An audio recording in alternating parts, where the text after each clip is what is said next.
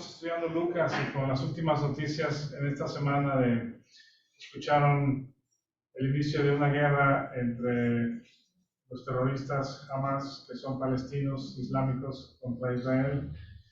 Y lo que estamos estudiando de Lucas, aunque sucedió a mucha distancia, pero evidentemente está relacionado con la venida del Señor Jesucristo. La semana antepasada estudiamos la parábola de las 10 minas, si lo recuerdan, las 10 minas. Y platicando un poquito con las niñas, porque siempre les pregunto al término de los domingos qué piensan del mensaje, para tener algo de retroalimentación con ellas, que son a primera mano quien me puede dar algunos comentarios. Y también si alguno de ustedes siempre tiene alguna retroalimentación de los mensajes, si les son de edificación o no, algún comentario, alguna observación, siempre son bienvenidos, porque comentábamos de el momento que estudiamos la semana pasada, que el Señor Jesucristo entra a Jerusalén, ¿verdad?, por la puerta oriental, viniendo de Jericó, va al templo, observa y se va porque ya era noche, va a dormir a Betania. Y al día siguiente, ¿cómo se llama? Llora sobre Jerusalén, ¿verdad? Y este texto lo conocemos como la entrada triunfal.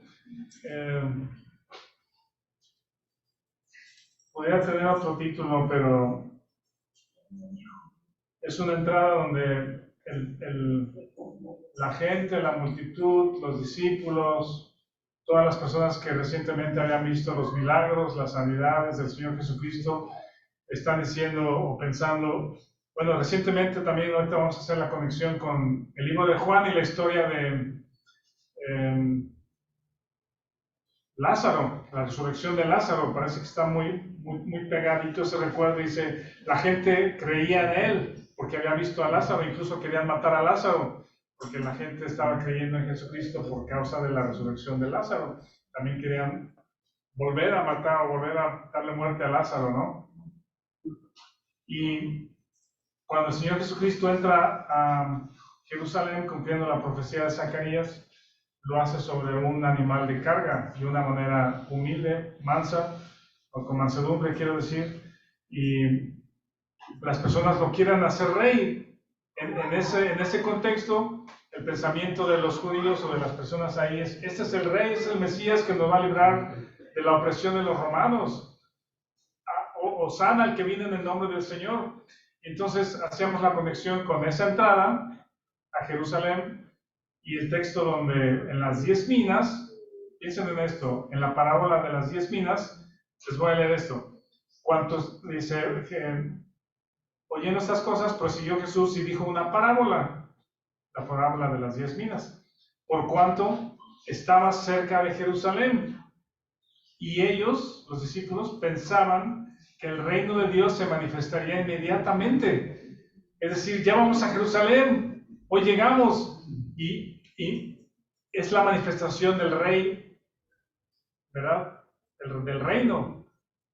Y entonces el Señor les da esta parábola, porque ellos pensaban que era inmediato, que ya en el momento, entrando a Jerusalén, iba a ser el gran momento esperado desde mucho tiempo atrás, y ahora por la gente, de que este es el rey, y viene a reinar, y viene a librarnos de la opresión de los romanos. Y entonces en la parábola, el Señor Jesucristo les dice, había un hombre noble, que llama a sus siervos, y les da 10 minas a cada uno, bueno, una a cada uno, ¿verdad? 10 minas, y les dice, negociad en tanto que voy y regreso, y que vengo. Se negocien con ellas, usen lo que les estoy dando, no es de ustedes, pero úsenlo. Y recordaremos que esa palabra, negociar, es la palabra que usamos ahora o la relacionamos con el pragmatismo, tomar acción al respecto, ¿verdad? Dice, pero sus conciudadanos le aborrecían. Y Jesús les da esta parábola para ilustrarles que va a salir, que no es inmediato, sino les deja las minas para que negocien, para que lo usen, mientras está lejos, y va a regresar como rey, va a recibir un reino y regresa como rey. Entonces, ilustra que hay un espacio, hay un periodo, ¿sí? entre la muerte del Señor Jesucristo, su partida terrenal, la muerte y la ascensión, resurrección y ascensión, y su venida como rey, ya no en un caballo de carga. ¿Se acuerdan en Apocalipsis cómo va a regresar? Un caballo, ese sí es un caballo de un ganador, de un rey. Esa es la entrada triunfal, porque ahora sí viene como rey, ¿verdad?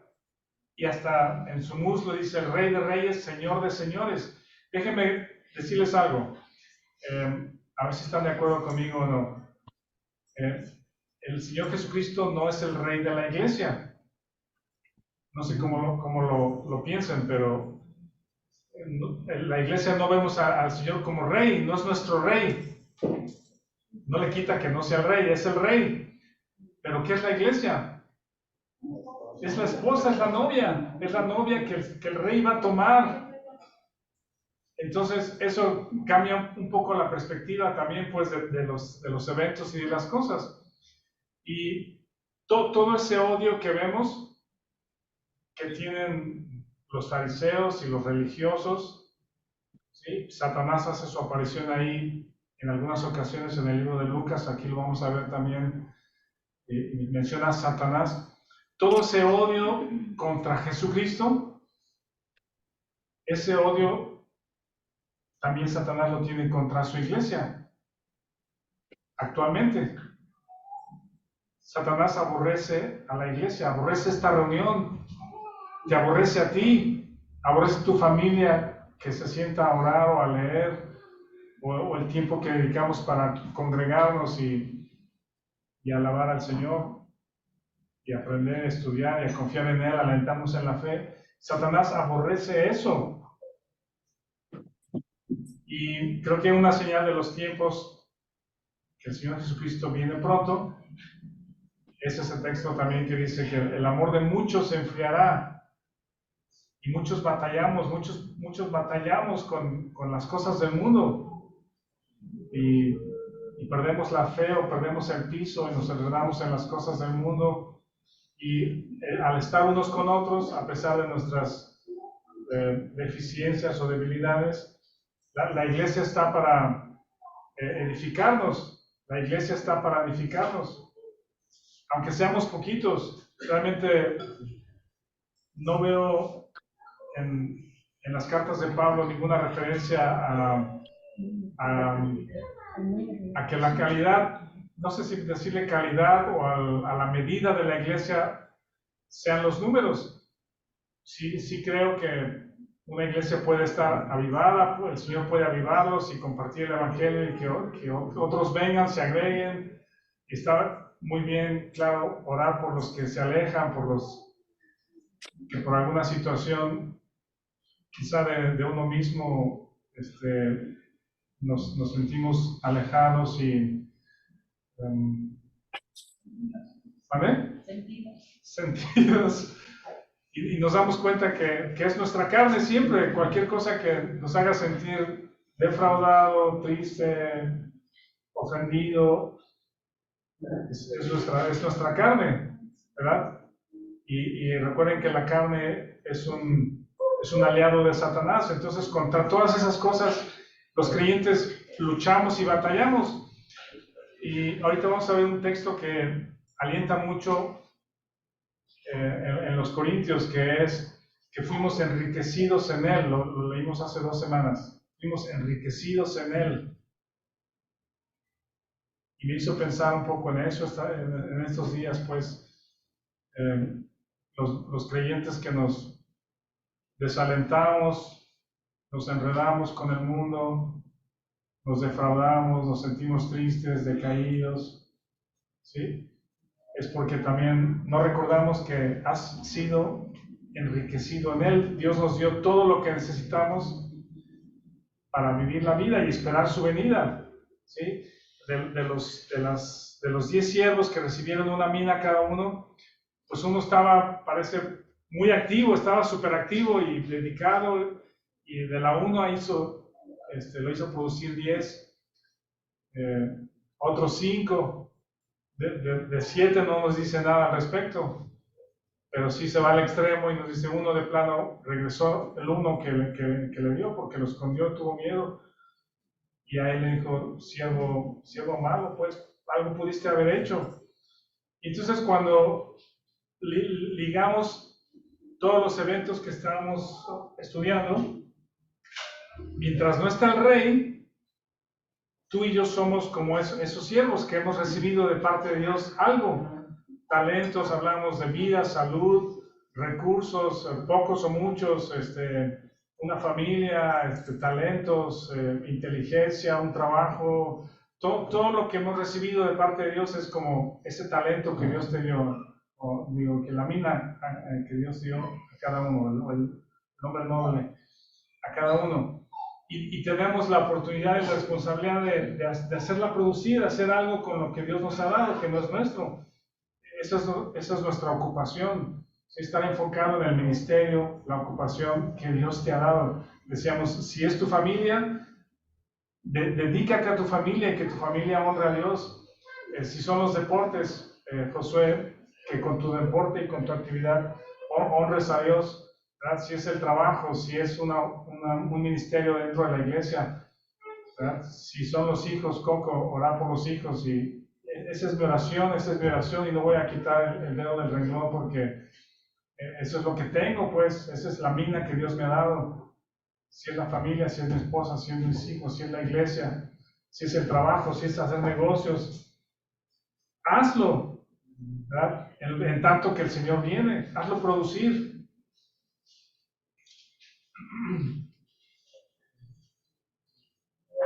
En este texto vamos a ver Lucas 19, el versículo 45 al 48. Vamos a leerlo todos juntos.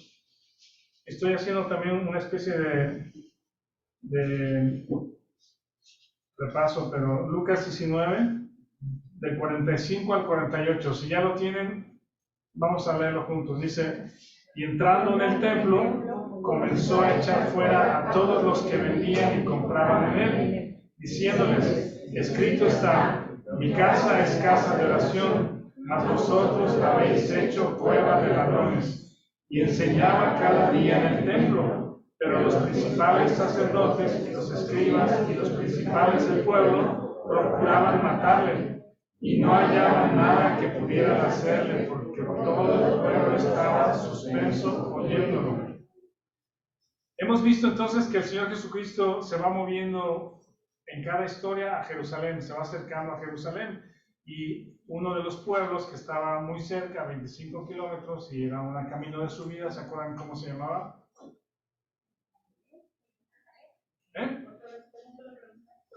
¿Cómo se llamaba la ciudad que estaba a 25 kilómetros debajo del nivel del mar y el camino era de subida? Era Jericó. Y por cierto, ayer estaba viendo los mapas, hoy estamos viendo mapas de las noticias, y estos palestinos, que parte de ellos atacaron a Israel, actualmente ocupan Jericó. Jericó no está ahora ocupado por Israel, sino si ven el mapa, Jericó está actualmente en el territorio de Palestina, de los del Islam, sí, los árabes. Es solo geografía interesante. Pero en el tiempo del Señor Jesucristo, Jericó estaba cerca, a 25 kilómetros, y esa historia de Zaqueo, ¿verdad? Que él lo conoce, él lo busca y lo llama, y lo llama a restaurar lo que él ha hecho mal, y algo sucede en el encuentro con Jesucristo, en el diálogo que tuvieron en la cena o en el tiempo juntos, que causó una revolución en el corazón de Zaqueo, y dice, si algo, bueno, primero la mitad de mis bienes doy, que ya era mucho decir, pero luego, de acuerdo a la ley de la restitución, que eran 5 veces o 4 veces o 3 veces, él dice, si a alguien he defraudado, se lo regreso cuadruplicado, ¿sí? Esa es una acción digna de arrepentimiento, como la que decía el Señor Jesús en Lucas 3. Juan el Bautista decía, hacer frutos dignos de arrepentimiento. Esa acción manifestaba el cambio de corazón, ¿verdad? El deseo de restaurar su relación con el Señor y con las personas que él había ofendido. Y el Señor Jesucristo estuvo ahí llamando a Zaqueo en lo personal. Y luego viene la parábola de las 10 minas que les digo, con la emoción de las sanidades, de la resurrección de Lázaro, de la conversión de Zaqueo, llegan a Jerusalén y dicen, esta es la llegada para establecer el reino. Y el Señor les dice, no, hay un periodo. Yo me voy, les dejo minas, les dejo dones enriquecidos en Él, el Espíritu Santo, la Escritura incluso que nos ha sido dada en tanto regreso, ¿verdad? El Señor Jesucristo llora sobre Jerusalén, llega al templo, bueno, antes de llegar al templo, el llanto del Señor Jesucristo, las lágrimas derramadas de Él, terminan con esta frase, dice, no conociste el tiempo de tu visitación. Eso lo vimos la semana pasada. Esa frase es muy relevante porque el pueblo de Jerusalén estaba cegado a la visita del Mesías, ¿sí? Al significado, al profundo significado de la venida del Mesías, que no era librarnos de los romanos, sino era librarnos de la esclavitud del pecado. El Cordero de Dios que quita el pecado del mundo, el alcance de la venida del Señor Jesucristo iba muchísimo más allá de la liberación de los romanos, sino era la liberación de la naturaleza de pecado que nos separa de Dios aquí y por la eternidad. Y dice, no conociste el tiempo de tu visitación. Decíamos que esa palabra visitación es la palabra episcope, que significa inspección para alivio. No conociste el tiempo de la visita o la inspección del supervisor que te viene a aliviar, que te viene a cuidar. También relacionado con un pastor y sus ovejas. El pastor revisa las ovejas y ve cuál de ellas está dañada, está con algún hueso roto, con alguna enfermedad, ¿verdad? Y Jerusalén no conoció el tiempo de la visitación del pastor. Les pasó como por noche. Entonces el Señor Jesucristo, bueno, decíamos que Juan, esto es interesante, a ver si les es interesante a ustedes como a mí. Decíamos que los evangelios sinópticos, Mateo, Marcos, Lucas, nos dan historias un poco parecidas, de repente unas no aparecen en los tres, pero Juan trae otra dinámica de escritura, trae otra dinámica de eventos y de ¿cómo lo puedo decir? De relato, otra forma y otra perspectiva de narración muy diferente. Y lo que hace Juan en el capítulo 11 y 12 de su libro nos abre un panorama interesante de lo que sucede antes de la entrada a Jerusalén. Lo vimos la semana pasada. Lo que sucede es de que el Señor Jesucristo entra a Jerusalén por la puerta oriente, que era la puerta más cercana al templo, entraba a Jerusalén y el templo estaba sobre el primer monte o la primera colina enseguida. Y dice el Señor Jesucristo, subió, vio y se fue. No pasó la noche ahí, como decía Julio, sino regresó a dormir ¿a dónde? A Betania. ¿Quién vivía en Betania? Lázaro, María y Marta. ¿Sí? Entonces, si nos vamos a Juan, vamos a ver rápidamente esto. Ahí en Juan, en el capítulo 11, no me voy a tardar mucho en esto, pero me parece muy interesante para ir al punto que queremos llegar el día de hoy. En Juan 11, conocemos ese capítulo como la muerte de Lázaro, dice 11:1. Estaba entonces enfermo uno llamado Lázaro de Betania, la aldea de María y Marta, su hermana. ¿Sí? 5. Y amaba a Jesús a Marta y a su hermana y a Lázaro. Cuando yo pues que estaba enfermo, se quedó 2 días más en el lugar donde estaba. Yo había pensado que Jesús ya estaba en Jericó. ¿Sí? Que este relato de Juan 11 coincidía con que Jesús estaba en Jericó con Zaqueo.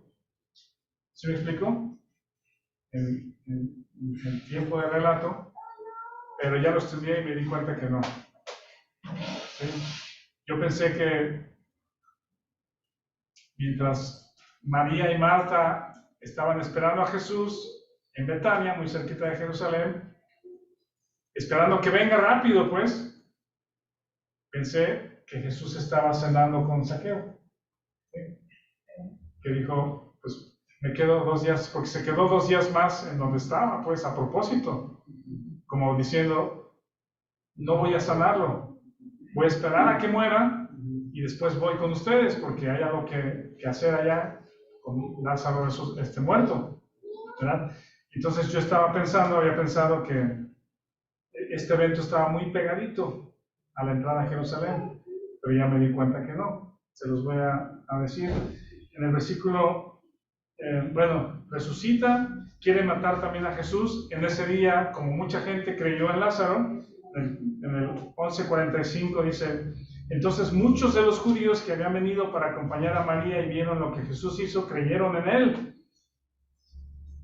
Pero algunos de ellos fueron a los fariseos, les dijeron lo que Jesús había hecho. Entonces los principales sacerdotes y los fariseos reunieron al concilio allí en Jerusalén y dijeron, ¿qué haremos? Porque este hombre hace muchas señales. Si le dejamos así, todos creerán en él y vendrán los romanos y destruirán nuestro lugar santo y nuestra nación. 53. Así que desde aquel día acordaron matarle. Ya estaba muy cerca. En el 54 es lo que me dio la pista de que la resurrección de Lázaro no estuvo tan pegadita a la entrada a Jerusalén, estuvo un poquito más alejada. Dice el 54. Vamos a leerlo todos juntos. 54. Por tanto, Jesús ya no andaba abiertamente entre los judíos, sino que se alejó de ahí a la región contigua al desierto, a una ciudad llamada Efraín, y se quedó ahí con sus discípulos. Era como que llegó a Betania, fue la resurrección de Lázaro, y como había ya la presión para matarlo, se alejó un tiempecito. No sabemos cuánto tiempo se alejó de la región, pero en el 55 dice, y estaba cerca la Pascua de los judíos, ¿verdad?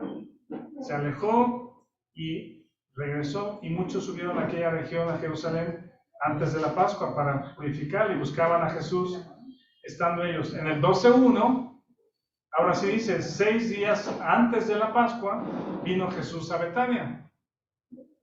¿Sí? 6 días antes de la Pascua. Entonces, esto que sucede en Betania, que Jesús cena con María, Marta y Lázaro, sí ocurre la noche antes de la entrada a Jerusalén. ¿Sí les parece interesante o no?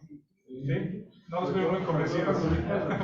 La región, ¿no? ¿Dónde? Nosotros ubicamos la región para ver la historia. Sí, a mí me gusta mucho, me llama mucho la atención porque no está de más los lugares, los tiempos, nos da mucha información de lo que está pasando, se está acercando el tiempo y la presión para deshacerse de Jesús porque mucha gente está creyendo en Él.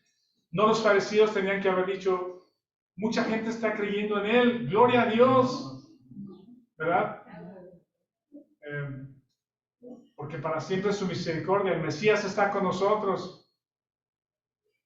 Pero no, estaba escrito que Él daría su vida y lo leyó Isaac, nos dio la lectura del Salmo y dice, la piedra que desecharon los edificadores vino a ser la cabeza del ángulo, ¿sí?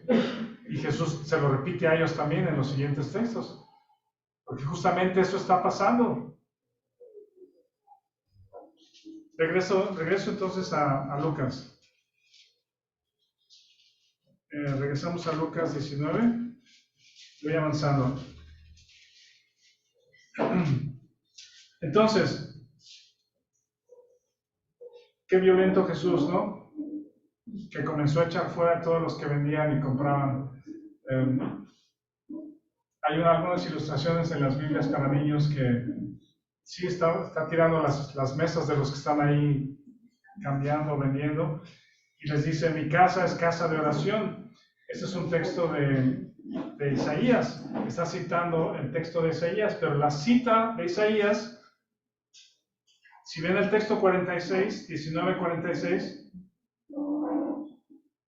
parecería que todo el texto 46 es la cita de Isaías. pero no. Está en rojo en muchas Biblias porque son palabras de Jesús. Pero si lo pudiéramos poner en comillas, Jesús dice, escrito está. Y entonces cita Isaías y dice, mi casa es casa de oración. Y ahí se cierran las comillas.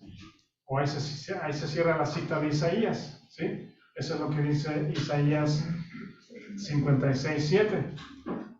Y entonces, la respuesta de Jesús a la cita de Isaías es, mas vosotros la habéis hecho cueva de ladrones.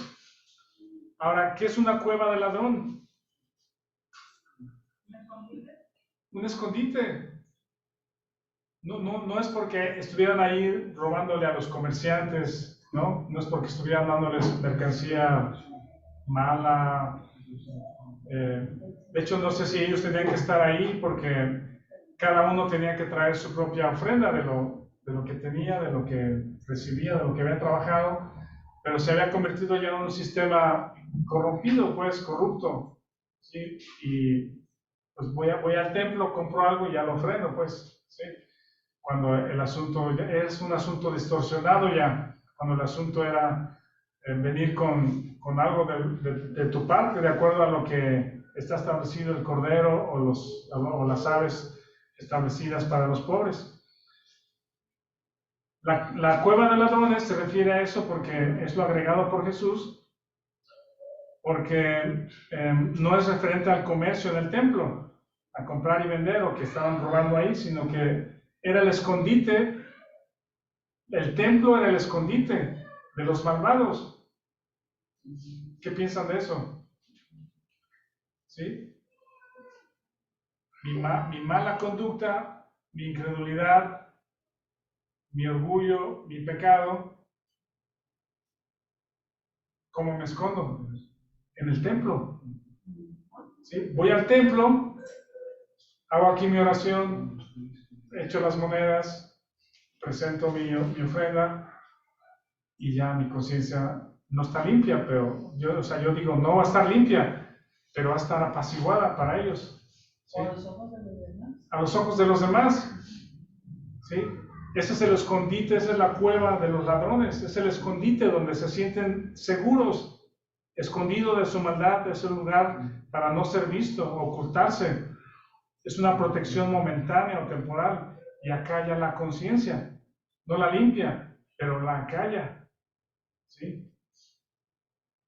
El Señor Jesucristo, eso es justamente lo que les están diciendo. El templo, que debiese ser el lugar de comunión, comunicación, acercamiento, arrepentimiento, compañerismo, se ha convertido en un lugar donde ustedes esconden su maldad. ¿Sí?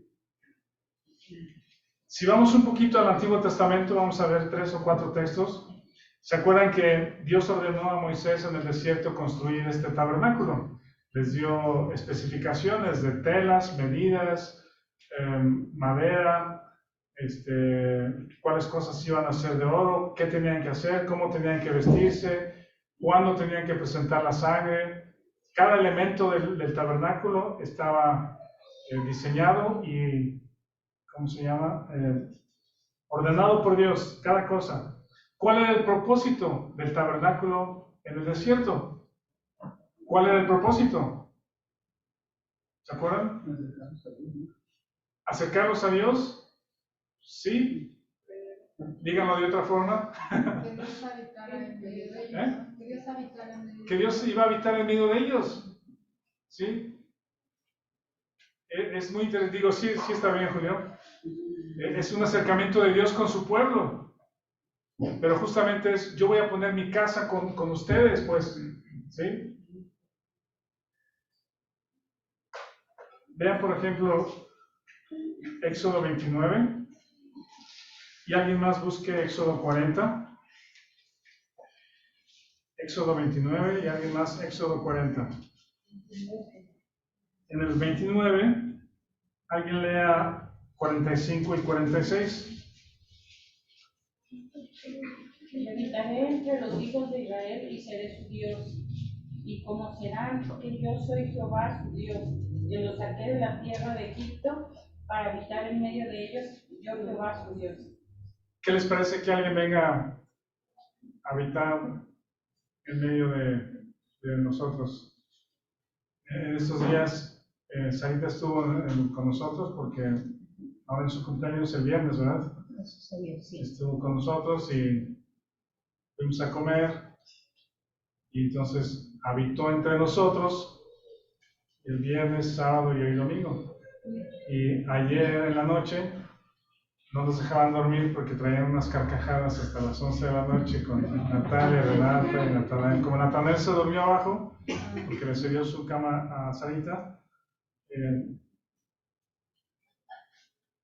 pues es algo especial, es algo particular, disfrutamos mucho la compañía de Sarita. Yo también, Muchas gracias por la visita.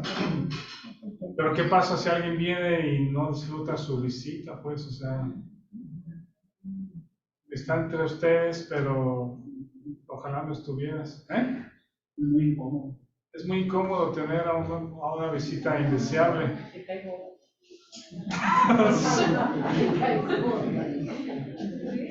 fue un alimento espiritual, alimento del alma, porque pues aunque yo vivo solita, bueno, el Señor siempre está conmigo, pero fue un tiempo muy hermoso el que disfruté a mis nietos, disfruté a mi hija, convivimos juntos, oramos juntos.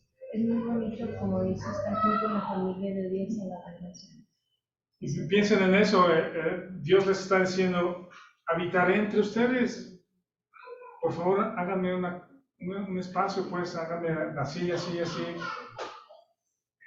para tener comunicación, compañerismo, que ustedes vengan, que yo les hable, para que yo los guíe. Y se acuerdan la nube que estaba en el día y el fuego en la noche para guiarlos. Nada les iba a faltar. Alguien lea ahora sí Éxodo 40, el 34 y 35. 46.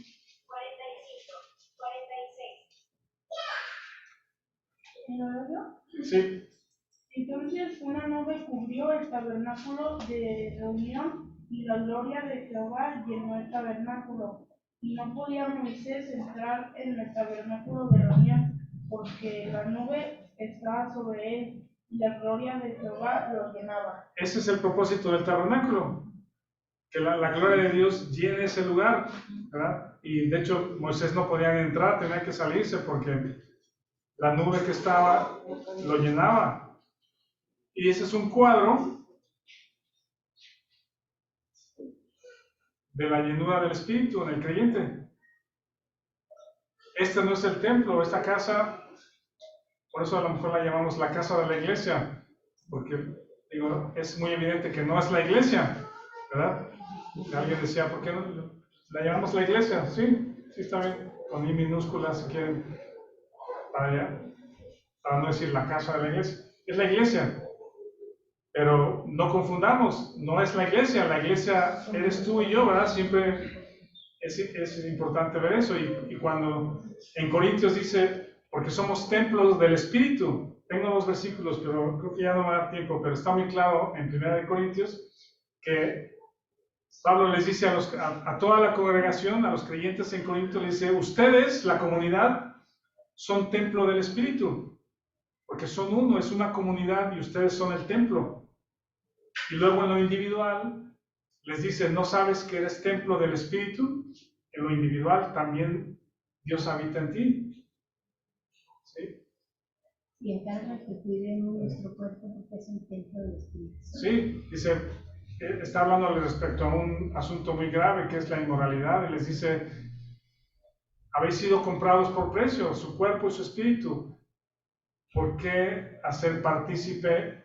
Y hace referencia a inmoralidad, dice, a su cuerpo con una ramera, dice, ¿no? En Corintios.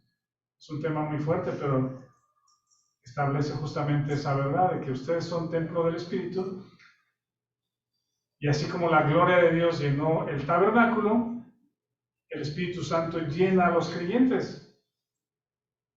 Luego vean, cuando llegaron justamente a la tierra prometida, David, ¿se acuerdan que dijimos que establece su casa en Jerusalén? Esa ciudad fundada por los judíos, la ciudad de Jerusalén, aunque ya existía antes con el nombre de Jebús, pero David ve la belleza del espacio, de la colina, ¿verdad? Y establece ahí su casa, la sede del reino de Israel.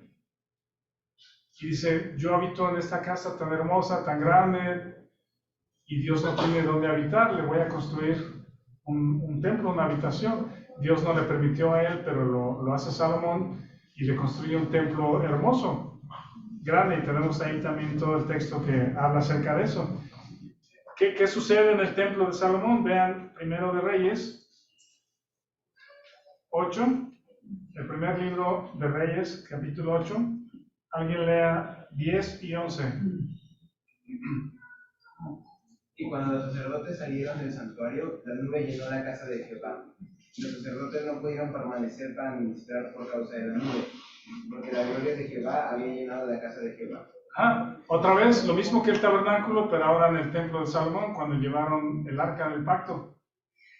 La gloria de Dios llenó la casa de Jehová, y es la casa de Jehová.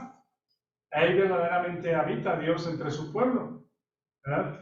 Esa casa o ese templo de Salomón, ¿se acuerdan que fue destruido por Nabucodonosor? En el 957 fue construida y fue derribada o conquistada y destruida por Nabucodonosor de Babilonia en el 586, y se llevaron cautivos a los judíos a Babilonia por 70 años. El rey Ciro, pagano pero usado por Dios, es el que ordena que los judíos y permite que los judíos que estaban en la cautividad regresen a Jerusalén para reconstruir su templo. Él propició toda esta situación, y en las diferentes expediciones que se hicieron o grupos que regresaron de Babilonia hacia Jerusalén, estaba Zorobabel, que pone los cimientos del templo. Está, bueno, primero Nehemías, ¿verdad? Que es el que Dios lo usa de una manera también muy particular para establecer tiempos, qué necesita, quién lo va a hacer, cómo lo van a hacer, dónde lo van a hacer, y resistir y construir primero los muros, ¿sí? El muro, después el templo, y después Esdras es el que restablece la escritura o la enseñanza de la ley y la operación, digamos, del templo, ¿verdad? Eso se conoce como el segundo templo, o el templo reconstruido. Eventualmente, ese mismo templo, ese mismo lugar, es el que Herodes el Grande, que ya estudiamos también al principio de Lucas, Herodes el constructor, es el que lo expande, lo embellece más, y es el lugar donde el Señor Jesús está entrando. ¿Sí? Es el segundo templo reconstruido, o el segundo templo que fue reconstruido y expandido por Herodes. Ese es el hermoso templo al que entra el Señor Jesucristo. ¿Qué esperaba el Señor Jesucristo ver, obtener en ese templo de Herodes en Jerusalén? ¿Algún pensamiento? ¿Qué esperaría Jesucristo ver en el templo? Personas orando. Personas orando. No te entendí, perdón. Personas orando. Por lo menos sí. ¿Y algo más? ¿Algo más? Digo, sí, es correcto. ¿Qué más? Que no hubiera gente vendiendo, o sea, que no hubiera gente usando de forma incorrecta. Posiblemente, de eso no tengo mucha información, necesito estudiar más. No sé si tú Ya sabes. venía el tiempo de la Pascua, ya empezaban las fiestas en el templo. Ya había gente de visita de todos lados a lo mejor muchos necesitaban hospedaje, comida, y mi cuestionamiento es, no sé si era realmente permitido o no vender en el templo. Necesito indagar más en eso. No sé si esa fue la razón, pero ¿qué más esperaría el Señor Jesucristo en ese templo? ¿Sí? ¿Personas orando? Que lo recibieran muy bien. ¿Que lo recibieran bien a Jesús? Sí. ¿Algo más? Como rey. Como rey. ¿Y qué iba a suceder en el templo? ¿Qué debería suceder en el templo? Que estuviera la gloria de Dios. Llega Jesús a ver a su padre, a visitar a su padre, porque la gloria de Dios, o es el templo, es la casa de Jehová en medio de su pueblo, ¿sí?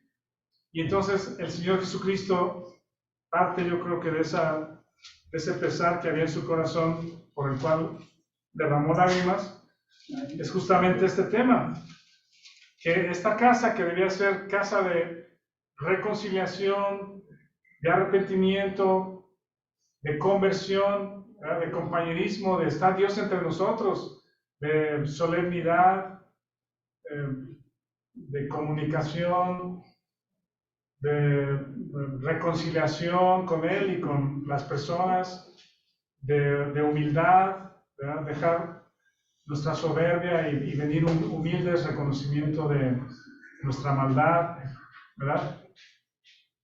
Esas cosas no existían. Y ahora es la cueva de los ladrones. ¿Qué cambio tan grande? O sea, ¿qué exposición tan grande le está diciendo el Señor Jesucristo? En lugar de ser la casa de Jehová para que Él habite y la gloria de Dios esté ahí, a que vengo a visitar la casa de mi Padre y me encuentro que está llena de personas escondidas bajo el manto de la religión, de la autojustificación. ¿Les hace sentido las historias anteriores del publicano que decía, gracias Dios porque no soy como esta persona? Esa es la cueva del ladrón. Ahí está el ladrón, ¿sí? En ese sentido. No sé si había optado o no, pero se está escondiendo en la religión. Se está escondiendo en sus obras, en su ofrenda, en su autojustificación. Dice el 47, enseñaba Jesús cada día en el templo, pero los principales sacerdotes, los escribas, los principales del pueblo procuraban matarle, pero no hallaban nada que pudieran hacerle, porque todo el pueblo estaba suspenso oyéndole. Voy a concluir con esto. Los siguientes tres relatos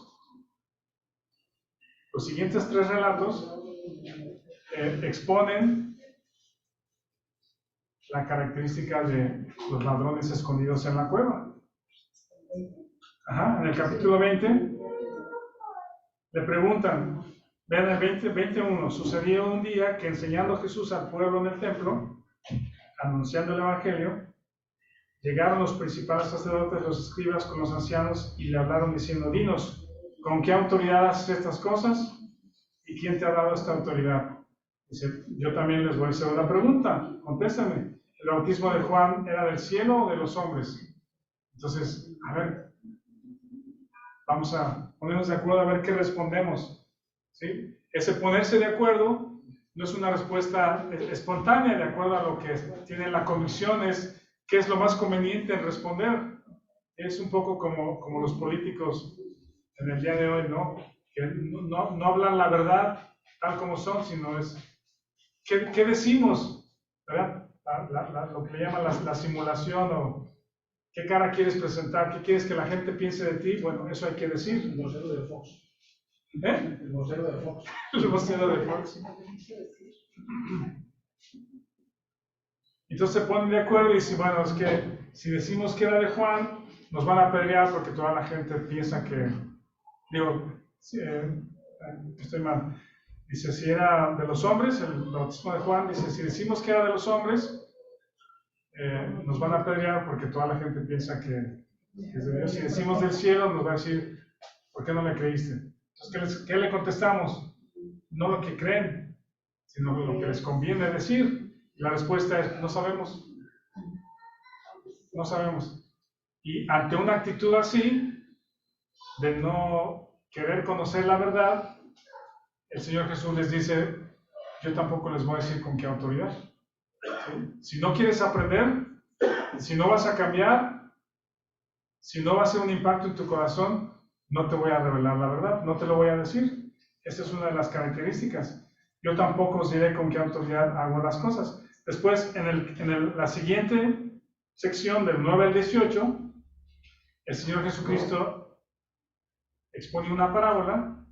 Dice, un hombre plantó una viña, la arrendó a labradores, se ausentó por mucho tiempo, hablando de Dios como creador, y a su tiempo envió un siervo a los labradores para que le diese el fruto de la viña. Pero los labradores le golpearon, le enviaron con las manos vacías, volvió a enviar a otro siervo, refiriéndose a los profetas,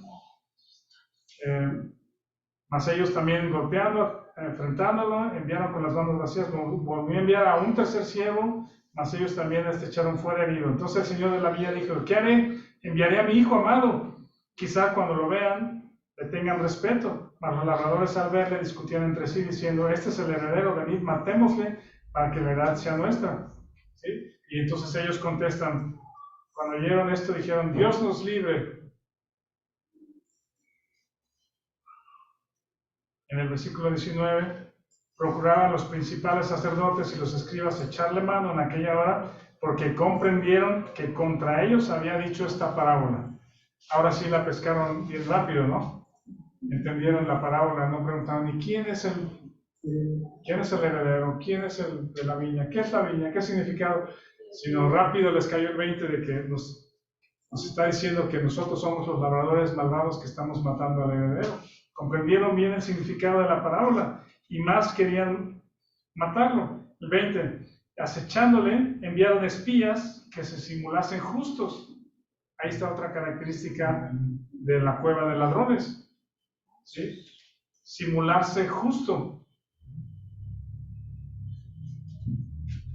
Y a fin de sorprenderle con alguna palabra para entregar al poder la autoridad del gobernador. Y esta es una de los textos muy conocidos. Le preguntaron, maestro, sabemos que dices y enseñas rectamente, mentirosos, ¿no? Sabemos que dices y enseñas rectamente y que no haces acepción de personas, sino que enseñas el camino de Dios con verdad. Esas palabras de hipocresía, ¿no? Porque nos venían a engañar. Y la pregunta es, ¿nos es lícito dar tributo a César o no? ¿Ven qué pregunta tan más? Igual que la anterior, así como con jiribilla, para que te equivoques. Si te equivocas en una palabra, te agarran y te llevan a la muerte con razón. O sea, con un fundamento, porque te equivocaste en tus palabras. Mas él comprendió la astucia de ellos, les dijo, ¿por qué me tentáis? Lo hemos leído muchas veces, ¿verdad? Pero la primera vez que lo leas o la primera vez que sucedió, es una respuesta súper, ¿cómo podemos llamarle? Inteligente, sí, o sea, les regresa con astucia, ¿no? Con astucia, con sabiduría el tema, ¿no? Mostrame la moneda. ¿De quién tiene la imagen en la inscripción? De César.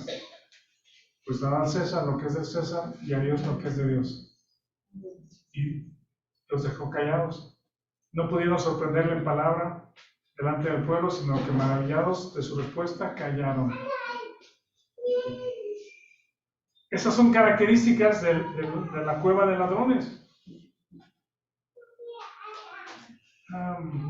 Simularse justos, es lícito dar tributo, y callaron. Concluyendo, todos estos eventos ya están ocurriendo en los días previos a la muerte del Señor Jesucristo. ¿Sí? Eso es importante tenerlo en mente. Ocurren en Jerusalén, previos a su muerte, y el tiempo ha llegado para que el Señor Jesucristo dé su vida como el Cordero de Dios inmolado desde antes de la fundación del mundo. Y nos ha sido dado gracia en Él.